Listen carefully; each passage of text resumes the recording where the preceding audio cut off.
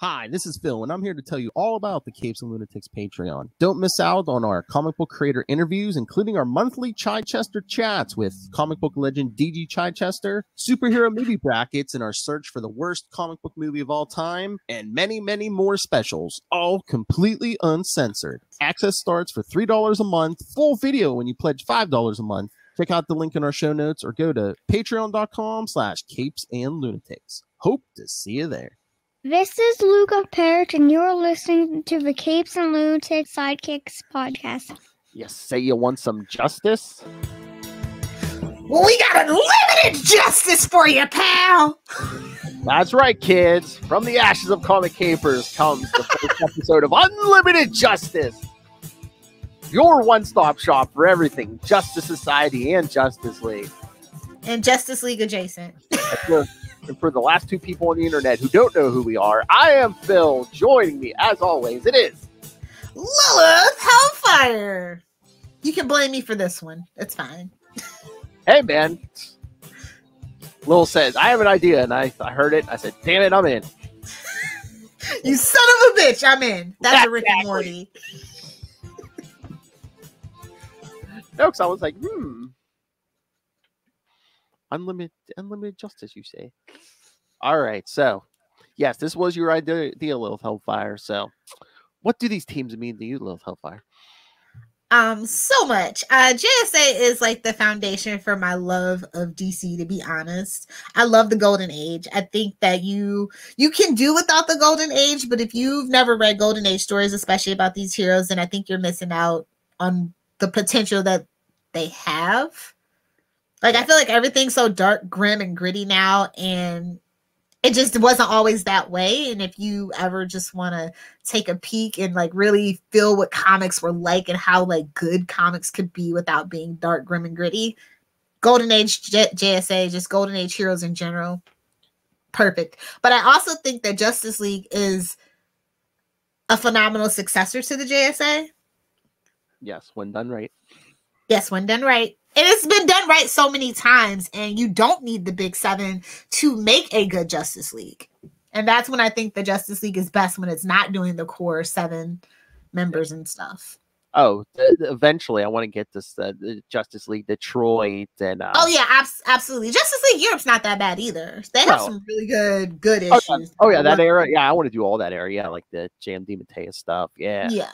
And then of course, obviously, if you grew up in the 90s, you're a Bruce Timm kid, you know what I mean? And it goes from Batman the Animated Series, Superman the Animated Series, and out of that spun Justice League. And I think that's where a lot of people really reference their Justice League stuff, as you should.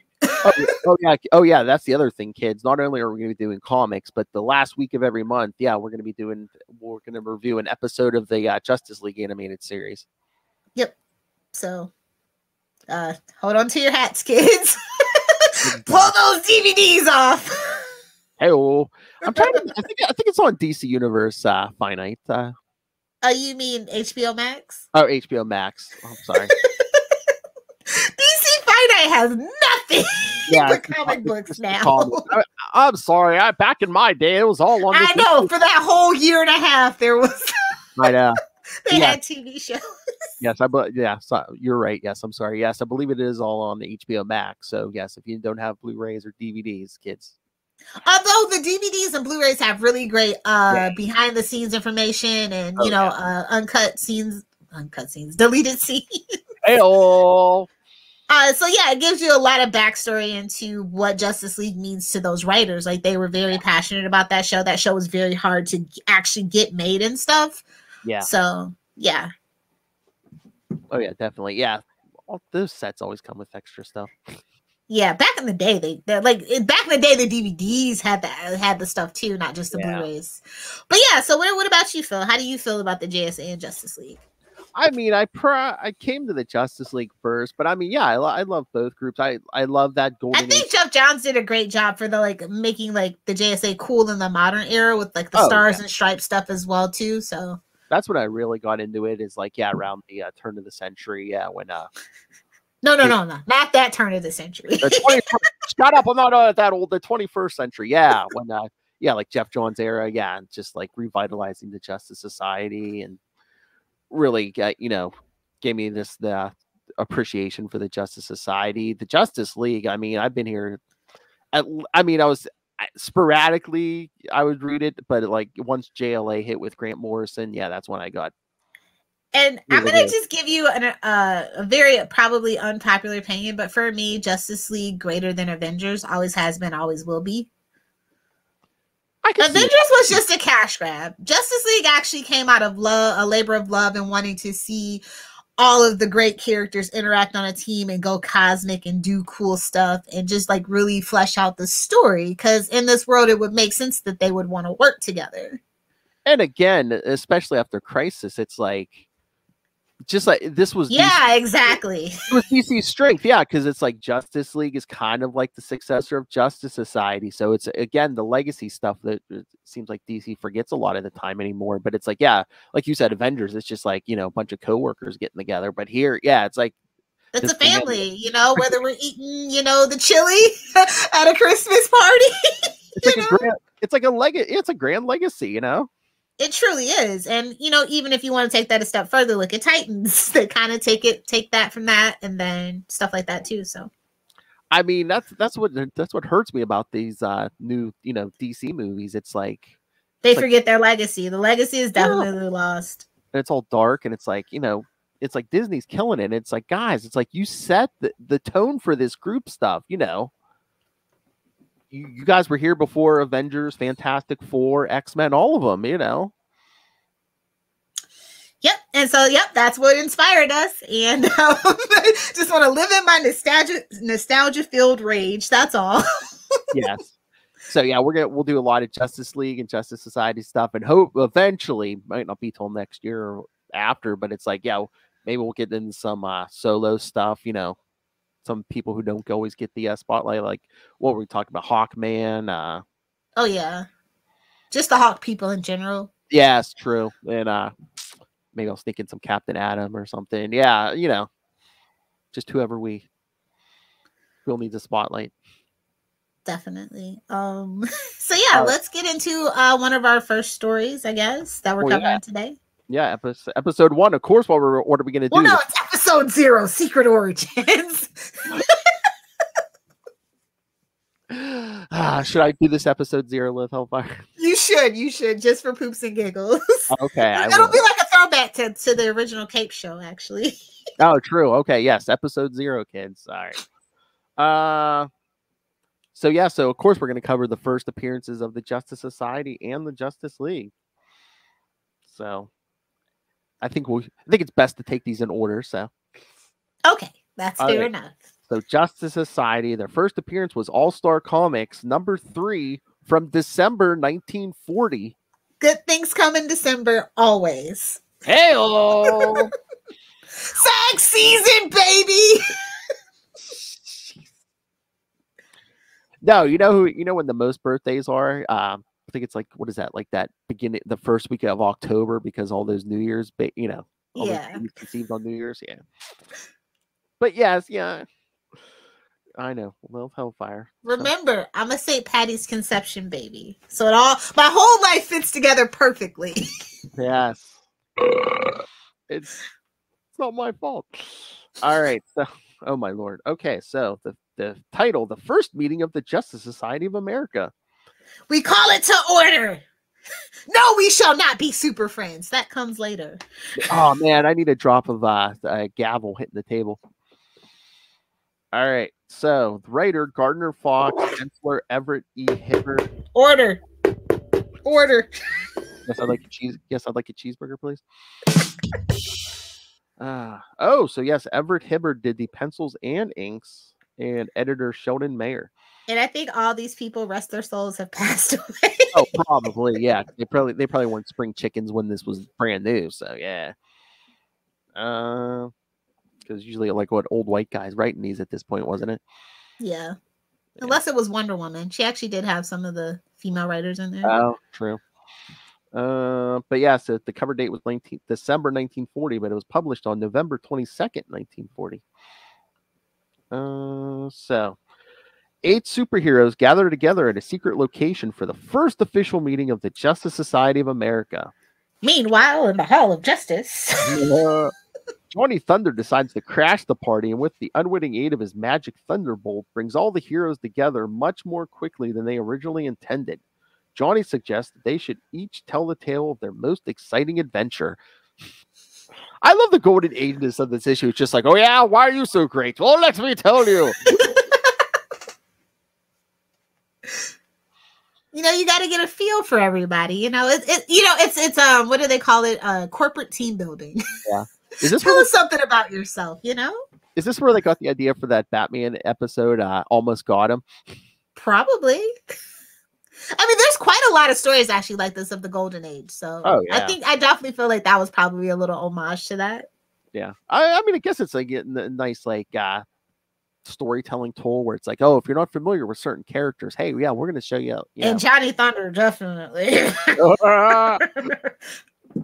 Well, again, there was no back issue bins or anything. So it's like, if you missed an issue, you missed an issue at this time, kids. And it's gone forever at this point. Oh yeah, it's in a landfill somewhere, probably. Yeah. All right. So the first story was on the Flash. Jay Garrick, not the Flash you're used to. Sorry, kids. It's the Flash I'm used to. The only Flash at this point. Yes. Jay Garrick and Joan Williams are having dinner at a New York restaurant when a woman named Mary Rogers approaches them. She tells the couple that her father, treasure hunter Tim Rogers, has been searching for a legendary sunken ship called the Santa Maria.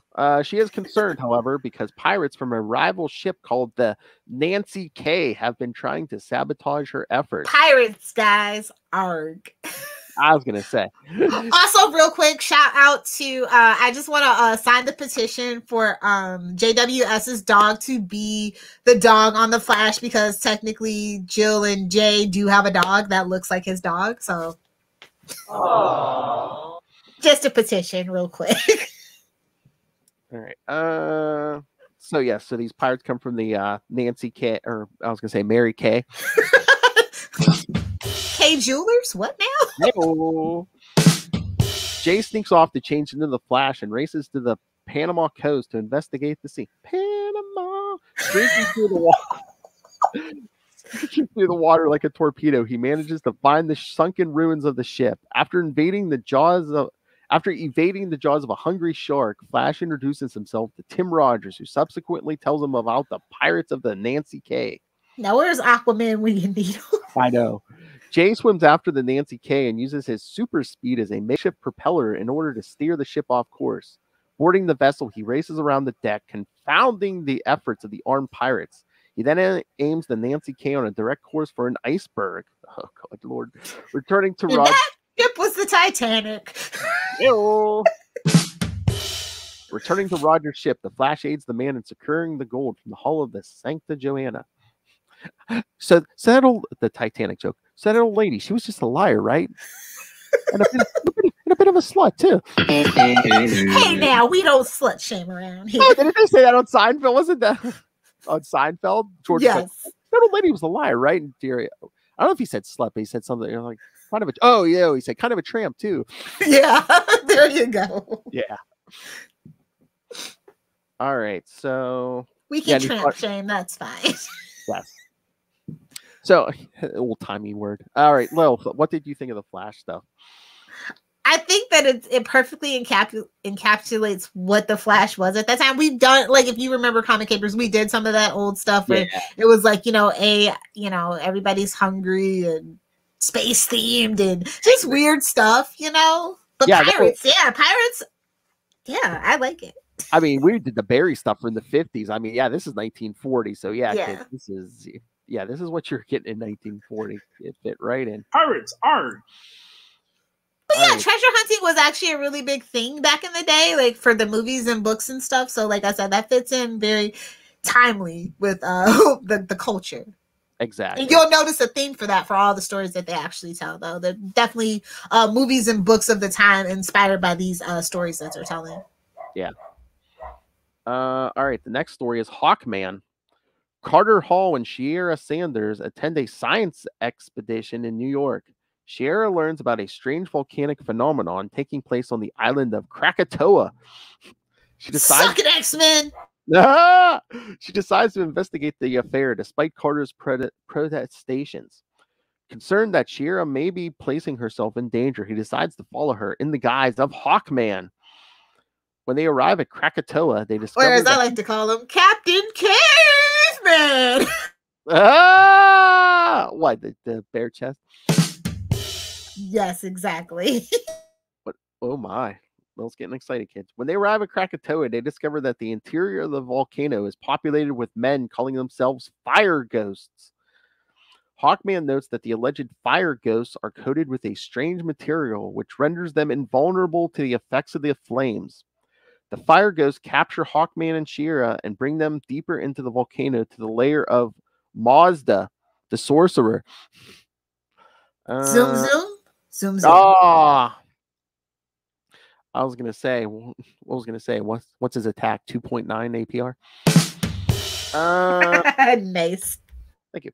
Mazda reveals that he is actually a scientist who has developed a force generator that harnesses pockets of hot steam from the volcano. So yes, kids, not only is this the origin of the Justice Society, but it's the origin of Hot Pockets. Hot Pockets. Another sponsor. Hey, Jim Gaffigan. Gotta love him. But yes, it harnesses the pockets of hot steam and transforms it into pure force with this technology. Mazda plans on taking over the world. Hawkman breaks free and wrestles with Mazda. He flips him backwards into the magma pits, killing him. Hawkman then brings Shira back to her hotel room. Oh my god, this is why Lilith Hellfire loves the Golden Age, because it was all, hey, how do we end this story? We kill our enemy. Yes, that's what I'm saying.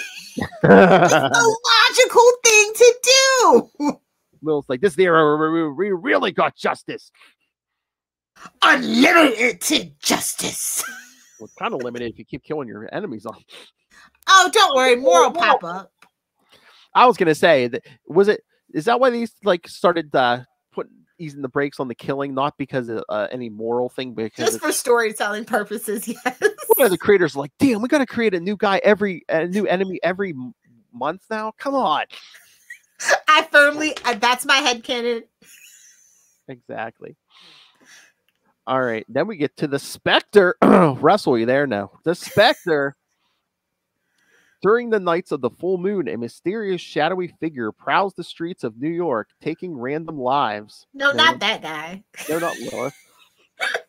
A guard from the central building is found dead, the apparent victim of a strangulation.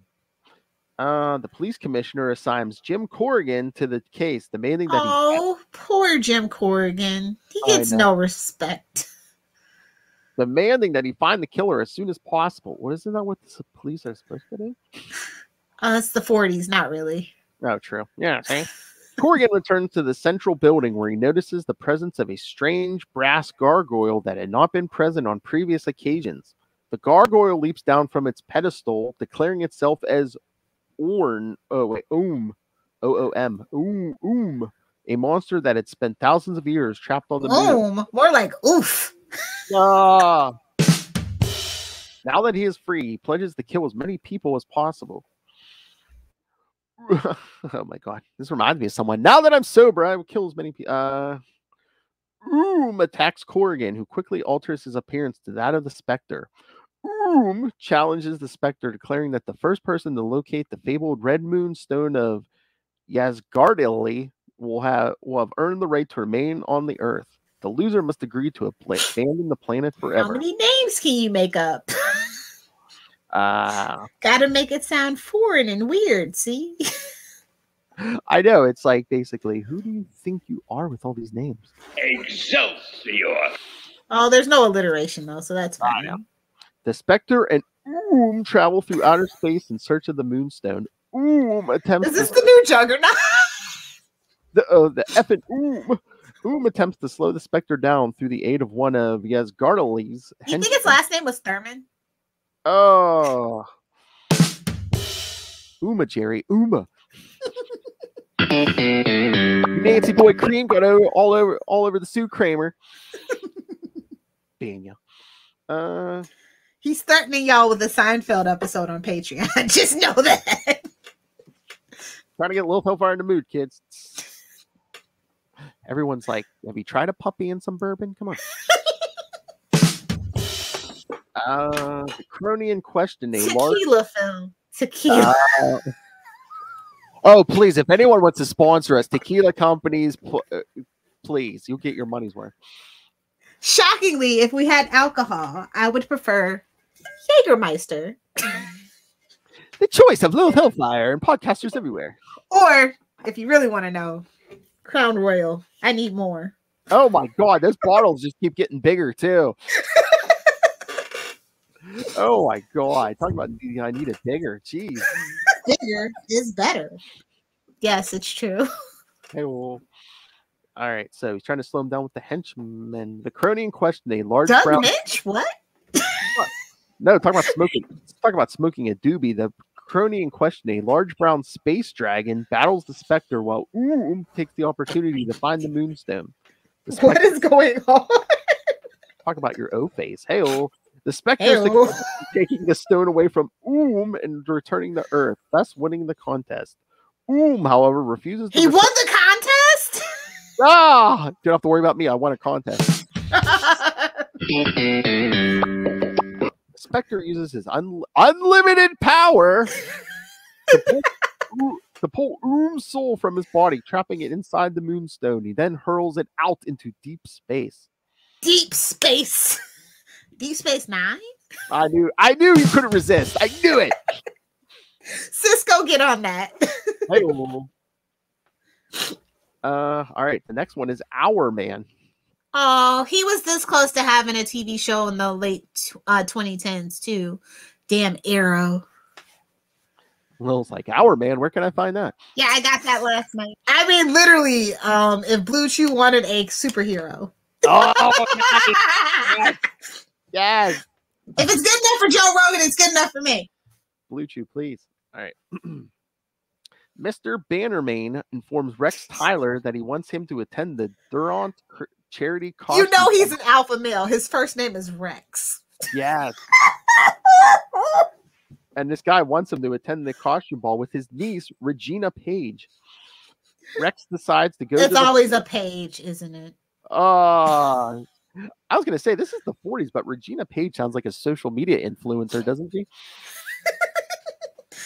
A social something. Hello. Rex decides to go to the function dressed as Our Man. A real original, pal.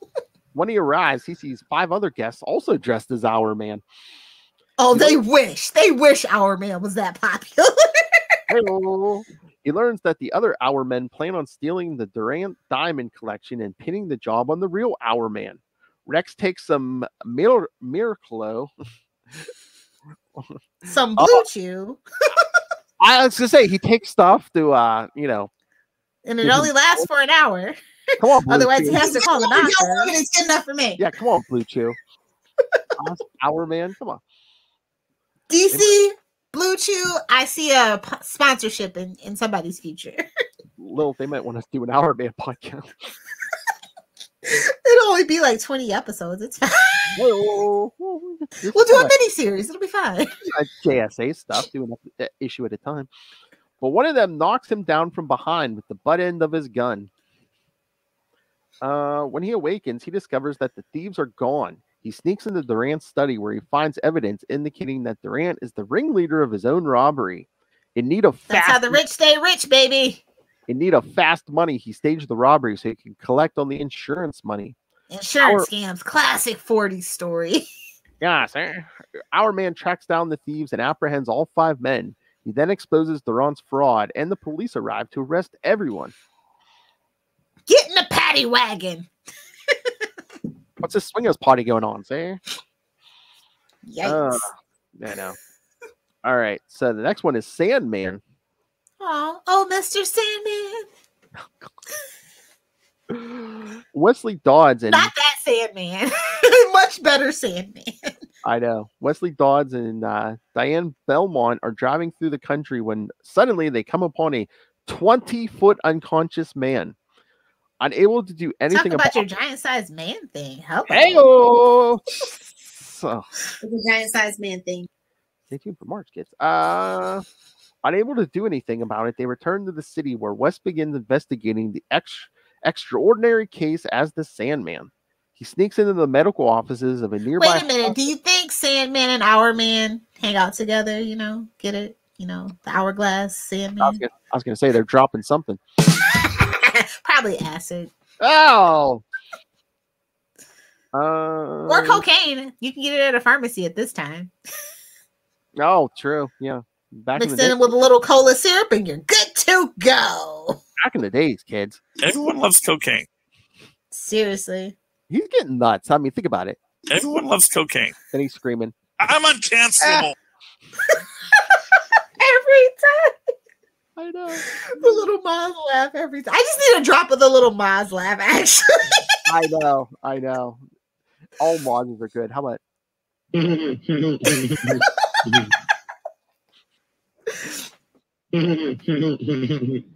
Yes, I'll allow it. Ooh. Come on, Maz. We need you to catch up with the drop. I know. I was going to say, I'm going to have to look for more gold. It's gold, Philly. I tell you, it's gold. So West sneaks into the medical offices of a nearby hospital where he discovers that a doctor named Farbersham lost his medical license for performing illegal experiments. Your name has sham in it. What did you expect to happen? I know, they weren't subtle in these. But yes, illegal experiments involving pituitary disorders on mice. Hospital security guards burst into the room and the Sandman is forced to escape out the window. He continues following the trail with Diane. Along the side of the road, they find a giant-sized cat chasing a giant-sized rat. Whoa. What is this, Marvel? Is that a scroll? Superior puss. Indeed. Romping around for several moments, both animals fall over dead. The Sandman concludes that both animals were experiments of Dr. Farbersham. The Sandman finds an old country house and enters the cellar. In the darkened room, he finds a man strapped to a laboratory table. Is this Lilith's house? The man explains that... I know, I'm getting nervous over here. Like, wait a minute. Oh, we don't have basements in Florida. It's fine. The man... That's third bedroom. The man explains that Farbersham has been kidnapping men and transforming them into giants. This is you. However, the effects are only temporary and ultimately fatal. Yes.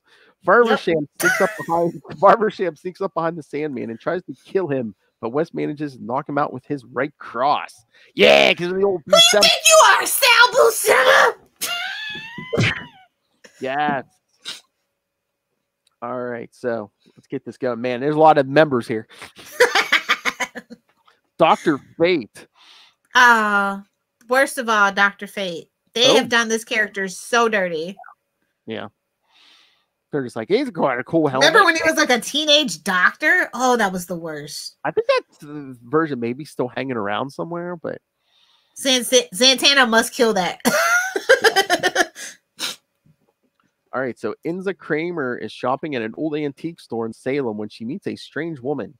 The woman sells her a small brown box, which she claims comes from Samathuras, home of the ancient mysteries.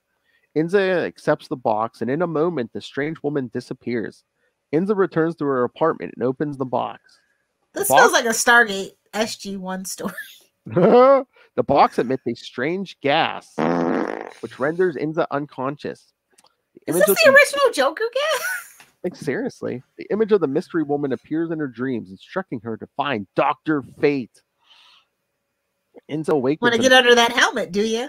Hey-oh! Want some of that helmet, huh? It's a giant-sized man thing. Inza awakens and rushes to Fate's tower. As he greets her, an army of the Egyptian undead rises from the ground and attacks them. Dr. Fate grabs Inza and flies off. He catches a whiff of her perfume and recognizes the scent as Chevagrease, an opiate used for magical effect. Oh my, that's quite be chanting. Talk about Chanel number 9. Someone has deliberately poisoned Inza as a means of getting to Fate. Dr. Fate brings her back to her apartment where he places her in a deep sleep. Gives her the Cosby, then flies off and turns to the beings responsible. J-E-L-L-O. Whoa! Dr. Fate finds that an amateur wizard has acquired a tome. Isn't always a damn amateur, which allows him to pull. He's a petty dabbler, indeed. Exactly, which allows him to pull nightmares directly from a victim's psyche. Fate fights up against several phantasms, including a giant octopus. Superior puss. Superior puss. The witches of Endor and a herd of maddened unicorns. We all know how dangerous unicorns can be. Just ask Gary. Smoked a doobie. Piercing the wizard's force shield, Dr. Fate brings him down brings him down using old-fashioned martial arts. The wizard dies as his neck is broken. Another dead enemy. That's what you get. Dr. Fate then opens a rift and banishes the wizard from Earth for eternity in case he reincarnates someday. See? Thorough. Not even enough to kill you, but you're not even going to reincarnate, bitch. Modern comics could never. They have to leave the door open. I mean, I knew this before, but now I see why you love these Golden Age stories. It's like, kill them all! Let God sort them out. Exactly. Dangle them from the bat plane! Exactly. Let them get... I tell you, my favorite is getting crushed in the recycler. That's my favorite one. Yeah. All right. Next is the Atom. Al Pratt is on a geology field trip at Kelvin College when he notices an armored car robbery on That's a real college, by the way. Oh my.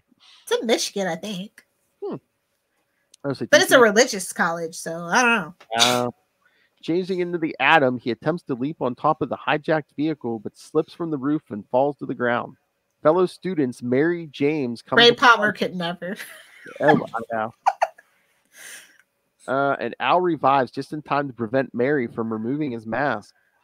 The Atom is back on the case and tracks the criminals down. He follows the stolen armored car to an airstrip where the hijackers are preparing to load 20. What is that? 20 million or 20,000? Is that a decimal point or probably 20,000? I was gonna say. That's still a lot of money back then. If it was 20 million, I was about to say in 1940s money, that's like $1 trillion. Exactly. That's Bezos money right there. Oh, it might be 20 million. $20 million in gold bars onto an airplane. Yeah, that plane. The airplane's not gonna lift off with that much money. A 1940s plane? No, it's 20,000. I know. Bursting onto the scene, the Atom dives into the thugs and quickly overpowers them. Mary James arrives at the scene with the police to take the men away. She just showed up with the police. As you do. And, right. Of course, a couple of those gold bars went missing. True. Yes. All right. So I think this is the last one. Yes, a fellow you may have heard of, Green Lantern. Not the Green Lantern you're used to, which is going to be my catchphrase. Yeah, settle down, kids. It's not the one you're thinking of. It's the man that's afraid of wood. Oh, hey-oh. I, of course, love Hal Jordan. Definitely not that a-hole. Whoa! Sorry, Will. It's Alan Scott. Seems like I'm getting a package every day. As crime runs rampant through the city, citizens begin to look towards Commissioner Mason for guidance. However, a political opportunist named Lacey manipulates events to get Mason out of office. He arranges it so that it appears that Mason is accepting graft and has him exposed. To fill the vacuum, Lacey is appointed as the new police commissioner. Lacey maintains all the city's racketeering outfits, but manages to keep a low profile on everything. It's not hard to do. Nobody's a genius in the 40s. Cigarettes make you strong, kids. Alan Scott learns of the affair and decides to investigate as Green Lantern. He consults with an investigative journalist named Paul Pryor. At least it's a man. See, the hints were there the whole time. Oh, true. Honestly, I truly believe that they just probably weren't allowed to because of the comics codes and stuff like that. Yeah, it's 1942, so I mean, it makes sense. He'd be and even in the society itself, Yeah, he'd be closeted. Yeah. Because think about it. Superman has Lois. Yeah. Barry has Iris. I'm just saying, if you're an investigative reporter and you're friends with the superhero, chances are you're the love interest. Just saying. Together they plan to expose Lacey. Lacey sends his goons to kill Pryor, but the Green Lantern whisks him away to safety. Lacey's henchman, Ape, manages to render Alan unconscious with a wooden club. But the Green Lantern...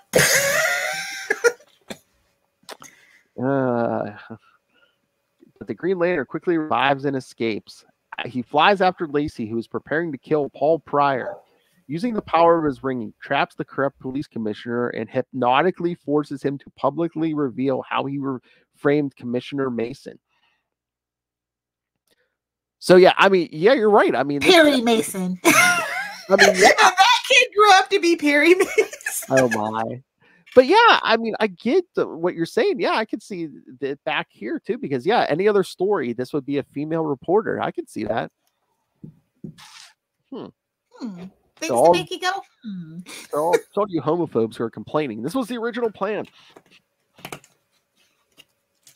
Although they really haven't made it meaning, like it's annoying, not because they made him gay, it's because they just kind of did it as a gotcha. They haven't really fully expanded on what that means for the character, both in the past and in the present, and what that means going forward in the future. It just was like, we'll just pull some guy out of a hat. That's what it felt like. Well, we need a new JSA book or Justice Society book. Yes. Yeah, classic. And not just like an Earth 2 book. Yeah, classic. Oh, those are great, and we'll probably get there eventually. Yeah. Oh, yeah, we're gonna get to all that stuff. Earth 2, all of it. But yes, after truly the best Earth. I'm sorry. Yeah. Although Earth 3 is really pretty cool too. True. Oh yeah, we're gonna have to do some Crime Syndicate. Oh, obviously we're doing Crime Syndicate. After a round of storytelling, the JSA finds that it is some urgent business at hand. Yeah, they're like, hey, there's a message for us from Washington. Yeah, let's send the flash to see what it is. I mean, at least it makes sense. All right, Lil. So we know you love this issue, but I thought all the stories kind of encapsulate what makes them great as heroes, and somebody agrees with me. JSA, but oh yeah, who is that? Is that you, Russell? Go to bed, Russell. Yeah, I don't know who that is. But no, I thought it was a fun round table of storytelling. Obviously, the team does change from this lineup in a little bit, but this lineup is pretty cool.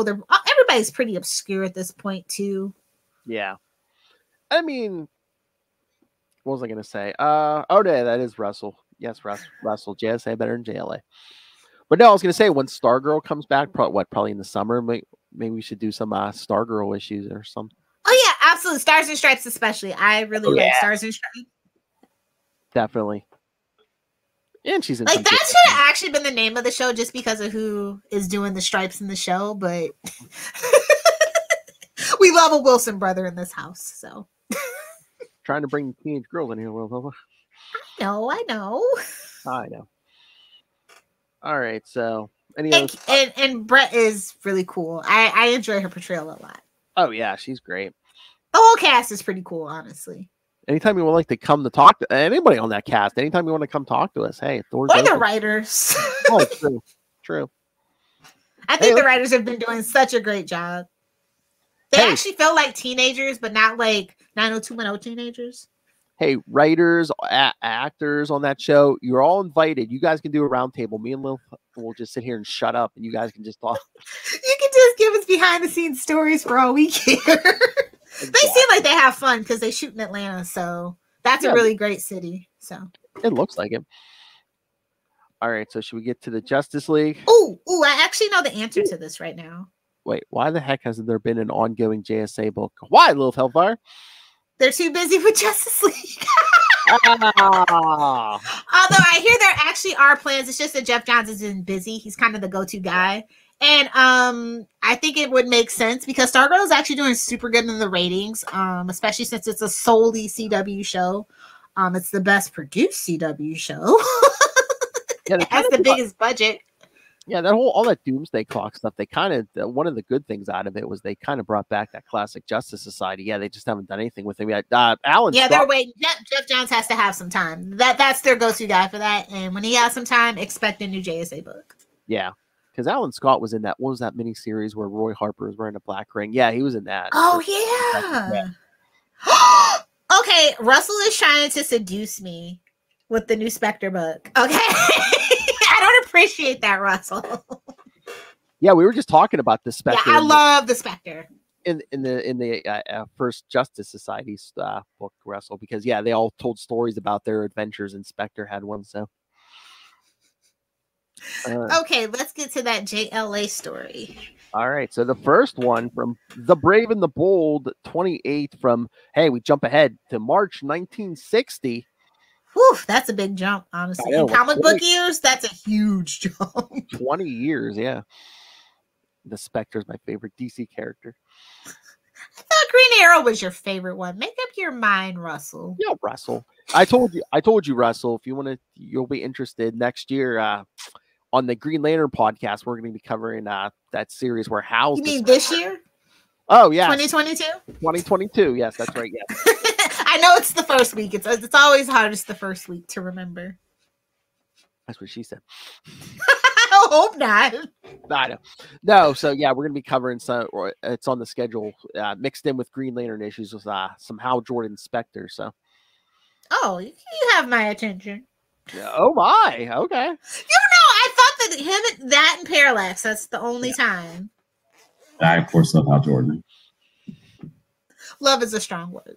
Hey-oh. All right, so Brave and the Bold, 28, March 1960. Justice League of America. Oh, the first appearance also of Starro the Conqueror. Kind of timely. Yeah. Writer Gardner Fox again. I don't think that was a real writer. I should have changed my mind. It was like a title. Yes. Yes.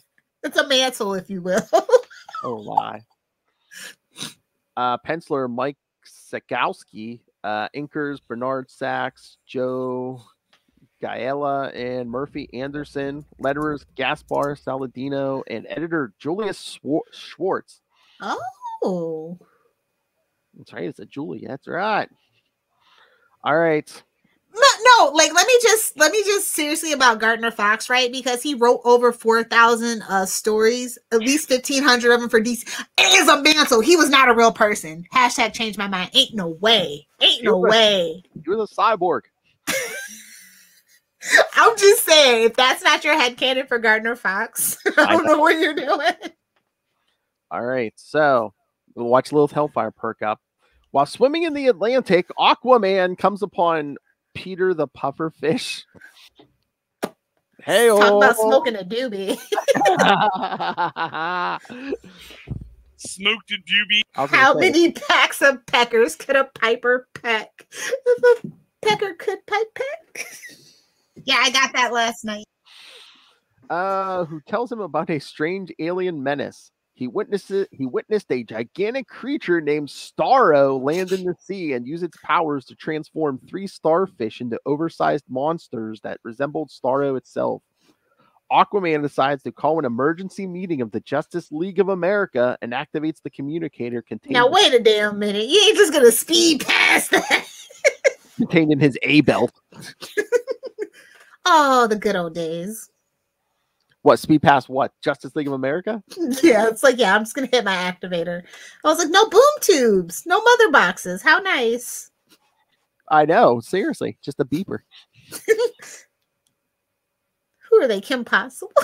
Oh, my. Wonder Woman is the first to receive the signal and cuts short her date with Steve Trevor to respond to the call. Because, he understands. The babe understands. Put it back in your pants. I gotta go. But keep the shirt off. I shouldn't be long. There's a drop. Wonder Woman's like, really? Now? We were busy boning. She pilots her invisible robot plane to the Justice League's cavern headquarters. That's right, kids. They were in the cave. Superman is the next to receive the signal, but he is too busy in outer space smashing meteors that threaten to enter Earth's atmosphere. Likewise, Batman receives the distress call, but a crime wave in Gotham City prevents him from responding. And modern comics would never, because they would include Batman as much as they could. And that's why I think I like this era of Justice League, to be honest. I'd like that even in this He's a reserve member, auxiliary. I like in this era that they're aware that they're like, yeah, you know, maybe they'll put Superman and Batman in the first one. They're gonna kind of overshadow everyone. So auxiliary emergency. Although Wonder Woman is OP, she's even more OP than Superman, low-key, but we don't talk about that. Yes, but she was the girl Lilith. I know, and I don't complain. I think she's fantastic in the Justice League almost always. Yeah. Oh yeah. As we will see coming up, kids. All right, Green Lantern is test flying a jet fighter, but sets it on autopilot, then flies off. I know, he's like, I'll catch it. Well, he's flying around the world. He's like, I'll catch it. Exactly. Oh my. Classic. The Flash, meanwhile, disrupts a powerful tornado and then speeds away in response to the call. Fortunately, it is easy for Detective John Jones to excuse himself as the police chief tells him that he has earned himself some much-needed vacation time. Actually, he just uses telepathy powers, but it's fine. Yeah, I have more vacation days left this year.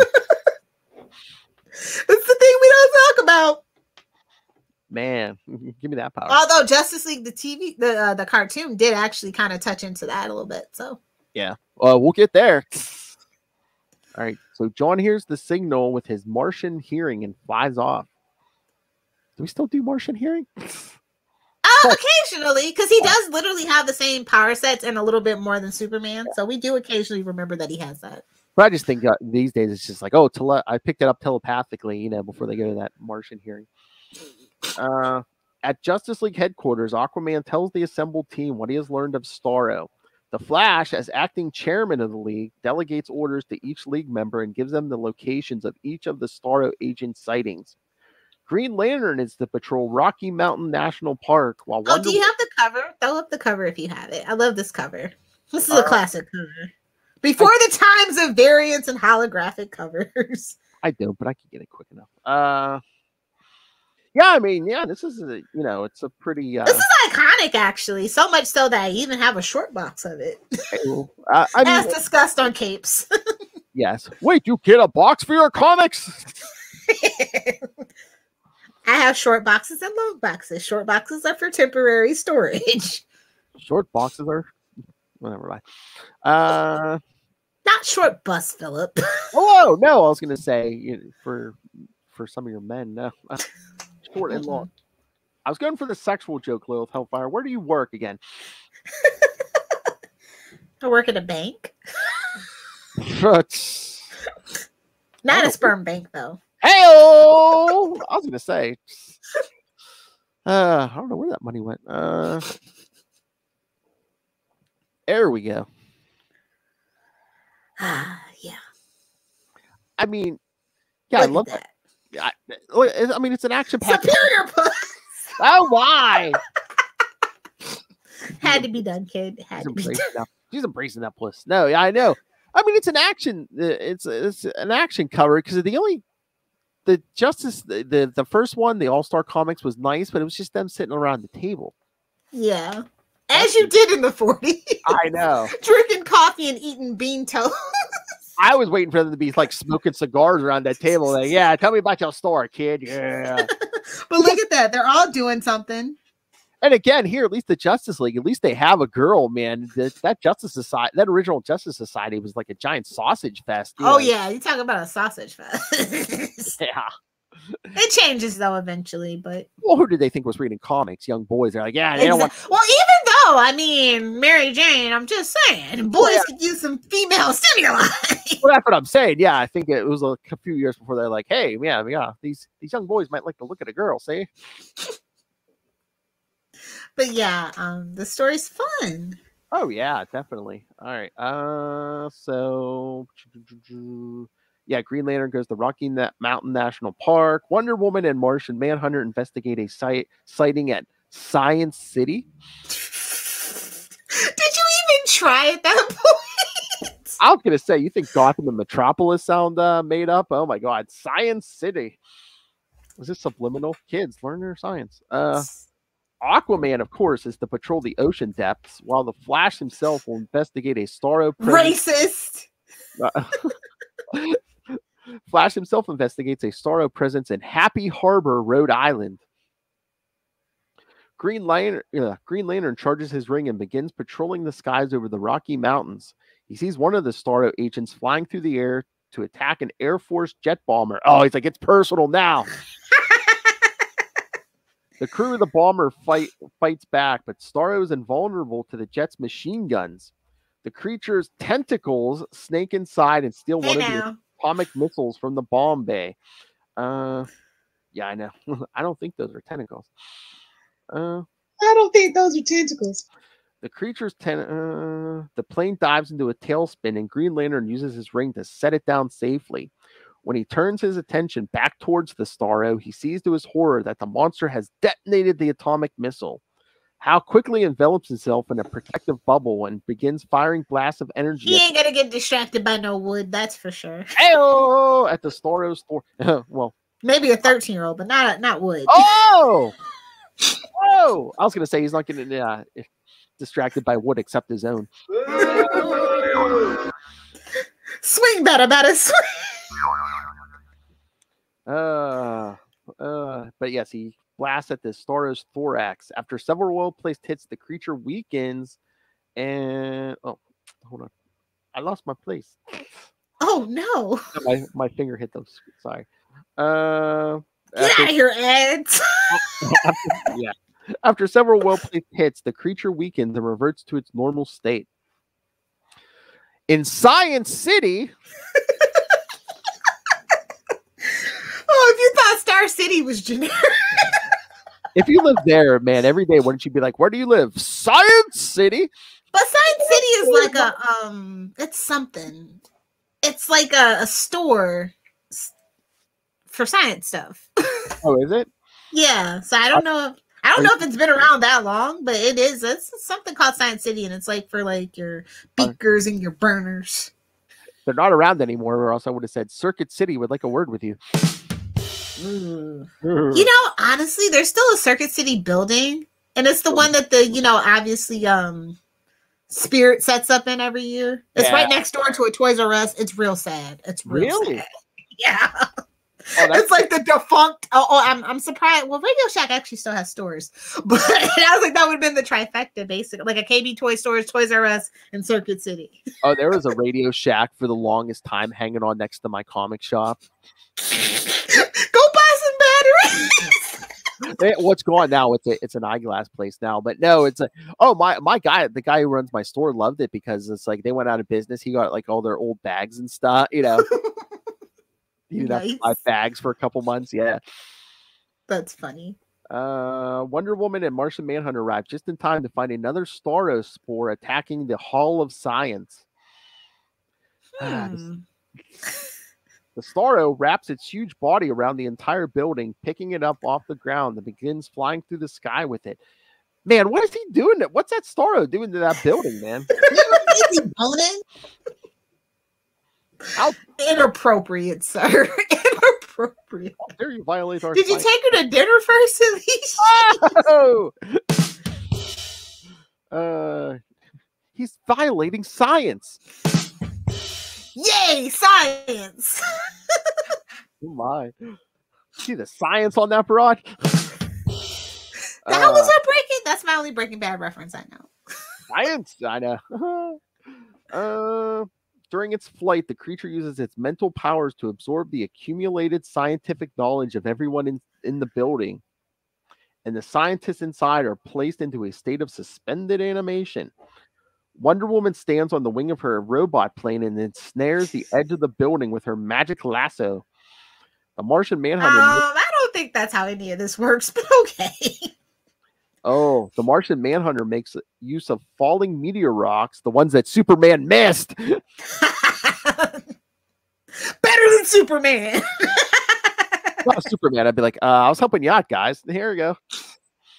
And uses his Martian breath to blow them at Starro. Not to be confused with Superman's ice breath.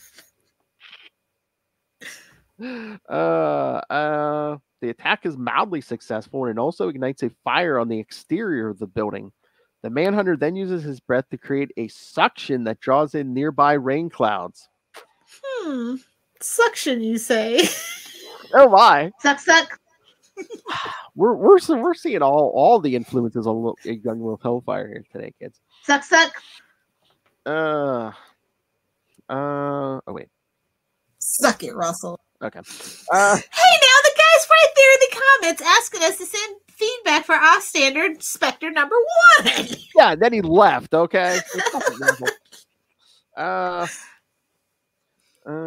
yes, creates a suction. The nearby rain clouds. The rainfall succeeds in dousing the flames. Starro, however, concentrates its attack on Wonder Woman. Wouldn't you? Having him. She'll kick your ass, bro. Well, one thing about Wonder Woman, she's gonna kick your ass. Well, some intergalactic warlords like that. Having absorbed atomic power from its fallen cousin, it generates blasts of energy from each of its tentacles. Blasting tentacles. I just watched a show about a video about that. And it was hentai, and it was an art form. The only Office reference I know. I want to watch The Office. It's good. Parks and Rec greater. There you go. Wonder Woman deflects the blast with her Amazonian bracelets, and the Manhunter uses a piece of lead roof plating to protect himself. Yes, suck it, Superman. I'm using lead. Oh my. You can use it, you just can't see through it. With the lasso still fastened to the building, Wonder Woman ties the other end to her plane and manages to jerk the Hall of Science free from Starro's grasp. No comment. She sets it safely upon the ground, then resumes the fight with Starro. After several intense minutes, Starro finally weakens from the assault and collapses down onto the earth. Shoot him back into space where he belongs. Come on. It returns to the state of an ordinary starfish, like the other spore. This Starro's knowledge and power transfers to its third partner. In Happy Harbor, Rhode Island, the Flash investigates the sighting of the third Starro agent. Happy Harbor, you say? Yeah. This one is using its powers to mentally control the town's populace. The Flash finds the one civilian, here we go, who appears to be unaffected by the hypnotic attack. Snapper Carr.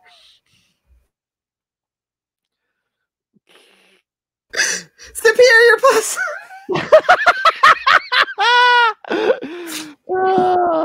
Superior Puss. Oh my. We're going to hell in a handbasket. If you're not DJ, ooh, that sure was close. I didn't get manhandled. Feels like it's you. Snapper. Oh my. Snapper is in the midst of sprinkling lime on his front lawn when he sees his family wander away from the house in a daze. They join with several other expressionless people who begin slowly walking towards Starro. Starro notices the Flash's presence and begins blasting him with his energy attack. But the Flash is too fast for him. By encircling the creature at super speed, he manages to trap it inside a vortex and propel him out to sea. He then begins drumming his feet on the shoreline at super speed, causing the water around Starro to part. Yeah, get him the old Moses, see? When he stops, the water crashes back down on top of it, rendering the creature unconscious. With Starro inert, the townspeople regain control of their senses.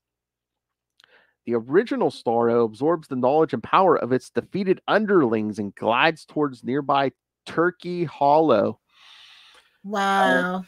Gobble, gobble. I was going to say, come on, you know what that's calling for. Gobble, gobble. The Flash radios the rest of the League and who gathers together for the final showdown. With all of its accumulated power, Starro plans on taking control of the entire world. Starro learns of Green Lantern's weakness against the color yellow, oh god, and changes its own color so that it will be invulnerable to GL's power ring attacks. At least it's not a yellow lamp. Flash is still curious as to why Snapper Carr was impervious to Starro's mental control. Because he's high. With Green Lantern's help, with Green Lantern's help, he learns that the lime coloring Snapper Carr's clothes was proof against the alien's powers. Oh man, that sucks. Or that snaps. Oh my god! So Starro's weakness is lemon lime. Hey-o. I mean, he's seafood, so technically I get it. Put a little salt on there for Good I'm measure. gonna eat you. That's kind of hilarious, honestly. I know. Armed with a means for combating the monster, the Justice League gather up several barrels of lime, and Green Lantern uses his ring to sprinkle it all across Starro's body. Man, this is kinky. You put the lime in the coconut. The lime hardens around him, imprisoning Starro within a hard white shell. Shut up, Lilith. Grateful for unintentionally providing them with the means to defeat Starro, the Justice League makes Snapper Carr an honorary member of the League. So the kid accidentally stumbles into this solution. I mean, to be fair, Justice League stumbles into the solution a lot. To be fair. Yeah, but at least they got power. So the kid accidentally discovered it, and so they make him the original Marvin and Wendy. Come on. They wanted to pull more kids in. Come on. Nobody cares. You got superpowered guys. You got hot-ass Wonder Woman. Come on. Like, kids aren't going to be reading this. I mean, it worked for the Super Friends. Just saying. I know. But Snapper Carr, come on. And we never saw him again. Don't get fingered. I think Denny takes him out, doesn't he? Or gets him off. Yeah, I'm pretty sure. He's like, there'll be none of that. All right, Lil Hellfire, what did you think? I think it's hilarious. I love Starro stories. I think they're always very funny. Like, they seem very serious, and then the ending is always hilarious. I think that's where the Suicide Squad really channeled that from, honestly. I thought that was very true to the spirit of Starro stories. Yeah. So. I'm just looking at some of the notes here. Oh, it is revealed in Adventure Comics 451 that as a contingency plan, Starro disengaged a remnant to carry on the fight should he be defeated. Don't sleep on Starro, actually. Oh my, Who's Who, the definitive directory of the DC Universe. Number 2 identifies Detective Comics 327 from 1964 as the first appearance of the Earth 1 Batman. And Convergence Zero cites Detective Comics 327 as the first appearance of the pre-crisis Earth 1 Gotham City. That would technically make this an Earth 32 story. Oh, shut up, nerd. No one cares. No one cares about your Earth. But for practical reasons, it is indexed as an Earth 1 story. Now that is super nerdy. Well, how about usually John Jones in his human form has brown hair, but here he had blonde. Well, he's a shapeshifter. He can do whatever he wants. You know, he's just trying out something new. See if he can get some extra superior puss with the blonde. Oh, see if anyone pays attention to him. Yeah, exactly. No, you're not going to mention my hair? Okay, you're all self-absorbed a-holes. That's fine. That's fine. That John Jones or Lilith, man. Dude. Damn. All right, so. Yeah, I mean, origin stories, take them over. Again, but it's like, I mean. They just jumped right into it. They're like, you know who these guys are. We're calling a meeting. We're gonna kick some starfish butt. They're not sitting around smoking cigars, telling stories. And again, at least that's literally the differential between the two. And again, at least at the end, they all gather together to fight a menace. I mean, in that first Justice Society, I mean, we didn't see them work together once. It's all like, hey, tell me your story. Tell me your story. If we're gonna, they're getting to know each other. They were doing, like I said, they were doing team building exercises. I know at this point, Gardner Fox is like, yeah, they don't need to introduce. They don't need to meet each other. They already met. I like when a story starts in Mesre, in the middle. It doesn't. I don't need a middle, beginning, and end necessarily. Just keep me entertained. And there were a lot of fun stories. So, yeah, you know what happened. Someone just went around and said, "Hey, you want to start a league?" Yeah, sure. Exactly. It was the 40s. The leagues were the thing. See, we're gonna have poker night. See, yeah, see. All right. So, any other thoughts on these, Lilith Hellfire, for our 0 episode? No, I think these are pretty good stories that kind of introduce you into the world, and you can see the difference between that Golden Age stuff and the more modern stuff. Yeah. Exactly. Oh, I was gonna yell at you for messing with my numbering, but this might work. Okay. Sorry. I was just joking. You can just make the episode 0, but I think it works. No, it works. Well, this will be episode 0. Then episode 1 will be the Last Days of the Justice Society special number 1. Oh, look at me. I did a thing. Hell. So, yeah. You know, Phil has a little touch of OCD. We will actually do a 125 for comic capers just because it doesn't sit right in his spirit. Hey, Potter, you call me black? What? Of course. I said you have a touch. I have a dash. Oh my! That should have been the name of the podcast, the OCD Squad. Jeez. Meanwhile, Charlie Esser just like goes with the flow, man. It's like, what? I did 500 episodes already. I'm not planning anything special. What are you talking about? 500 episodes? Like nothing, of course. You know. Everyone loves cocaine. I recorded 20 episodes in a day. Everyone loves cocaine. I mean, I think 4 is our record, right? I think or so. 5? Something ridiculous like that. It's something like 4, maybe, yeah. I'm uncancelable. Stop.